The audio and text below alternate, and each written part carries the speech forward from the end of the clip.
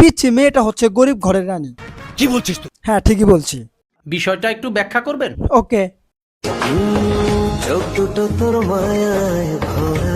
বিষয়টা হচ্ছে এই মেয়েটা গরিব ঘরে জন্ম নেওয়া একটা ফুটফুটে সুন্দরী মহারানী। ভাই ডাক্তার মাইশা। আচ্ছা, তোমার বাড়িতে কে কে আছে? বাড়িতে আমার খালামণি আছে, আমার ভাই আছে, আমার বোন আছে। তোমার মা বাবা কই? মা বাবা মারা গেছে, নানি আছে, নানা আছে। ও কয়দিন আগে আপনার জমা? এই মেয়েটার জন্য আমার খুবই চিন্তা হচ্ছে। কারণ হচ্ছে এই মেয়েটাকে আমরা তো ভাইরাল করে দিলাম, কিন্তু একে কি আমরা সেফলি, একে কি আমরা সুরক্ষিত রাখতে পারবো? আমাদের বাংলাদেশে কি এই মেয়েটা সুরক্ষিত থাকবে? জানি না। আমিও জানি না।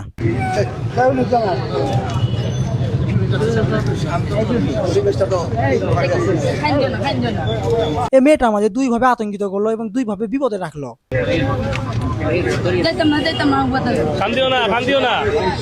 প্রথমত হচ্ছে সে কি আবার টিকটকার হয়ে আমাদের মোবাইলের স্ক্রিন কাঁপাবে না তো?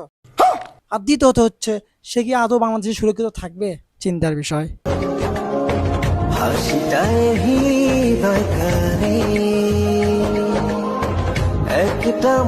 এই মেয়েটা আমাদেরকে দুইভাবে বিপদে ফেলবে। বিষয়টা একটু ব্যাখ্যা করবেন? কারণ ভাই বিষয়টা হচ্ছে বাংলাদেশের যে ছেলে অথবা মেয়ে ভাইরাল হয় তখন কিন্তু সে দুইটা কাজ করে। আচ্ছা, তুমি কি লেখাপড়া করো? না, কোথায় থাকো?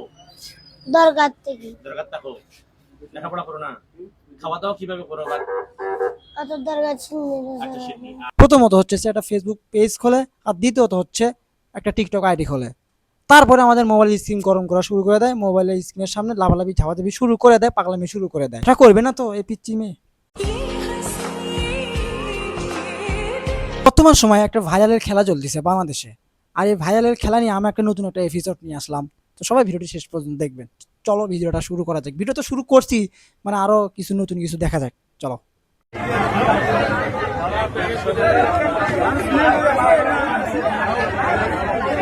আমাদের বাংলাদেশে নতুন একটা আতঙ্কের নাম, সেটা হচ্ছে তাজু ভাই। দ্বিতীয়ত হচ্ছে থরস অফ বিলাল ভাই, কিন্তু তার থেকেও বেশি আতঙ্ক হচ্ছে আমাদের তাজু ভাই। আসসালামু আলাইকুম। নাগেশ্বরী উপজেলা নারায়ণপুর ইউনিয়নে এখানে জিলেবি ভাজা হচ্ছে মহা 26শে মাসের উপলক্ষে। এখানে জিলেবি ভাজে, এখানে অর্ডার দিয়ে এখানে জিলেবি নিতে হয়। জিলেবির মহাজনের সাথে আমি কথা বলবো, তারা জিলেবি কোন রেটে। এই সরল সাদা লোকটা এলাকার ছোট ছোট নিউজ করে আজকে সে ভাইরাল হয়েছে এবং ফেসবুক কাঁপাচ্ছে, বাংলাদেশের ট্রেন্ডিং এ আছে।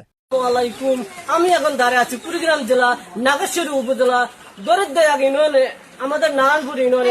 এখানে সকাল থাকে, এখানে ঝড় তুফান বৃষ্টি এখানে শুরু হয়ে গেছে। এখানে এই সরল সাদা লোকটাকে নিয়ে বাংলাদেশের মিডিয়াগুলো এবং ছোট ছোট কন্টেন্ট ক্রিয়েটর এমন ভাবে মাথামাতি করতেছে, মানে লোকটা ভবিষ্যতে আর বিপদের সম্ভাবনা আমি দেখতে পাচ্ছি। তার পেজটা আদৌ কি সংরক্ষিত থাকবে নাকি সুরক্ষিত থাকবে আমার মাথা কাজ করতেছে না ভাই। ওয়ালাইকুম আসসালাম। ভালো আছেন? আলহামদুলিল্লাহ আছি ভালো। এগুলো কি সব জিলেবি তো আপনার না? হ্যাঁ, এলে যা সব আমার। হ্যাঁ, জিলেবি লালটা কত আর সাদাটা কত একটু বলবেন একটু? লাল সাদা এক রেট, রেট হচ্ছে মাত্র 200 টাকা। এটা কি সরকারি রেট? আমি এই কথাটা এই জন্যই বলতেছি, কারণ তার ফলোয়ার ছিল কিছুদিন আগে 1300, আর এখন সে 1 মিলিয়ন ক্রস করছে। কারণ বাংলাদেশে একটা বিষয় খুবই খারাপ, সেটা হচ্ছে কেউ কারো ভালো দেখতে পারে না, আর এটাতে আমার খুবই ভয় হচ্ছে, কিন্তু এটা আবার হিংসা হচ্ছে। আসসালামু আলাইকুম, আমি এখন দাঁড়িয়ে আছি নাগেশ্বরী উপজেলা নারায়ণপুর ইউনিয়নে। এখানে মহা 26শে মাস আজকে উপলক্ষে এখানে মহা স্বাধীনতা দিবস পালন করতেছে। অনেক এখানে দোকানপাট, অনেক জিলেবি বাঁচতেছে। তার কাছে আমি প্রশ্ন করব, জিলেবি কত করে বিক্রি করে, সাদাটা কত? ওই লোকটা সব থেকে বেশি সবাইকে মুগ্ধ করছে, সেটা হচ্ছে তার আচরণ এবং তার কথাবার্তা, তার খুবই সরল সাদা একটা বিহেভিয়ার, এটা সবাইকে মুগ্ধ করছে। সরকারি রেট? অবশ্যই সরকারি রেট। অবশ্যই। দর্শক বন্ধুরা, নারায়ণপুরের লোক যদি হয়ে থাকেন, এখানে 26শে মাসে উপলক্ষে ধরে এখানে স্বাধীনতা দেখতে আসেন। স্বাধীনতার শেষে এখানে বাংলাদেশের জনগণ এক জিনিস বেশি দিন খায় না, আর এক জিনিস বেশি দিন দেখতে পছন্দ করে না। তাজু ভাই আসছে, কিছুদিন থাকবে, কাঁপাবে, সবার মন কাড়বে, সবার প্রশংসা কুড়াবে, তারপর আবার হারিয়ে যাবে, আবার নতুন একজন পার্সন আসবে, তারপরে এইভাবেই চলতে থাকবে। তবে তাজু ভাই মিডিয়াতে টিকতে পারবে না।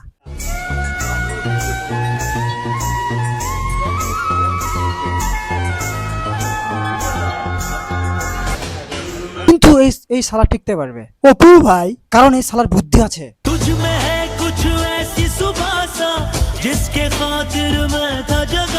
কিছুদিন আগে আমরা ফেসবুকে দেখতে পেলাম, সব প্ল্যাটফর্মে দেখতে পেলাম, সোশ্যাল মিডিয়াতে, তার থেকে শুধু অপু ভাই অপু ভাই, অপু ভাই, অপু ভাই। I'm so lonely, broken angel. I'm so lonely, listen to Apu ভাইয়ের এই সুন্দর লাইফ স্টাইল দেখে, এই বিলাসবহুল লাইফ স্টাইল দেখে অনেকেই ভাবতেছে, অনেকেই অনুতপ্ত হচ্ছে, অনেকে আফসোস করতেছে, জীবনে লেখাপড়া করে কি করলাম, কারবাল ফালালাম। যদি অপু ভাইয়ের মধ্যে 2018 সাল থেকে অথবা 2017 সাল থেকে যদি আমরা টিকটক করতে পারতাম, তাহলে এরকম রাশিয়ান বেটি সেলবল নিয়ে আমি হতে পারতাম দেশ বিদেশে।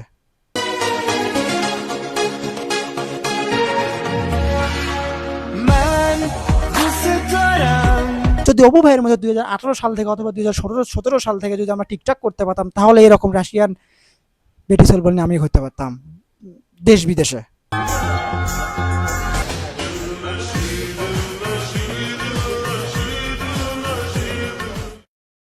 দেখো ভাই, যারা বলছে যে অপু ভাইয়ের জীবন খুব সুন্দর, তার লাইফ স্টাইল অনেক বিলাসবহুল, সে খুব সুন্দরভাবে থাকছে, আরামায়েশে জীবন কাটাচ্ছে, কিন্তু আমি তাদের উদ্দেশ্যে বলতে চাই, সে কিন্তু একদম ভুল জায়গায় আছে।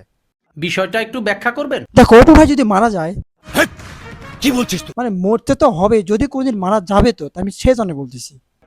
দেখো, অপু ভাই যদি মারা যায়, তাহলে মানুষ কিন্তু বলবে, তার লাশ সামনে রেখে বলবে, আরে সালা জীবনে যা মেয়েকে নিয়ে উঠছে, তাও আবার রাশিয়ান মাল।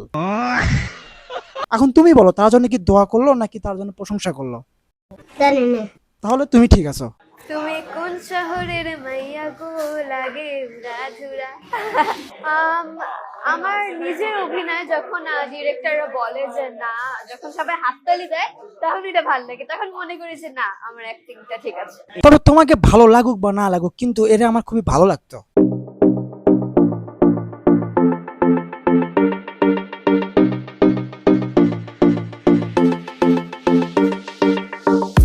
আমি কিছুদিন আগে শুনতে পেলাম তার নাকি বিয়ে হয়ে গেছে, তার জামাই একটা কাইল্লা।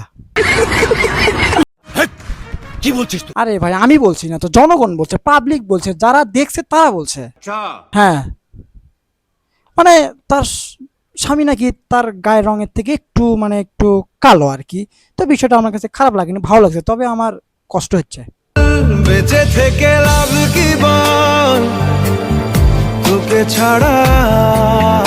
যাই হোক গাইস, আজকে ভিডিওটা এই পর্যন্ত, দেখা হচ্ছে নেক্সট ভিডিওতে। আর তুমি যদি আমার ফেসবুকে নতুন এসে থাকো, তাহলে অবশ্যই ফলো করো। আর দুষ্ট কোকিল, দুষ্ট কোকিল ডাকে রে, কুকু কুকু মনে ভাসে বাজে রে, কুকু। তো যাই হোক গাইস, আজকের ভিডিও এই পর্যন্তই। তুমি যদি আমার ফেসবুক পেজ থেকে দেখে থাকো, অবশ্যই পেজটা ফলো করে দাও। আর যদি আমার ইউটিউব থেকে দেখে থাকো, তাহলে আমার চ্যানেলটা সাবস্ক্রাইব করে দাও। আর বাংলাদেশের নতুন এই ভাইরালের মেলায় তুমি যদি থাকতে চাও, তাহলে তুমিও উদ্যম মাধ্যম পাগলামি করা শুরু করে দাও।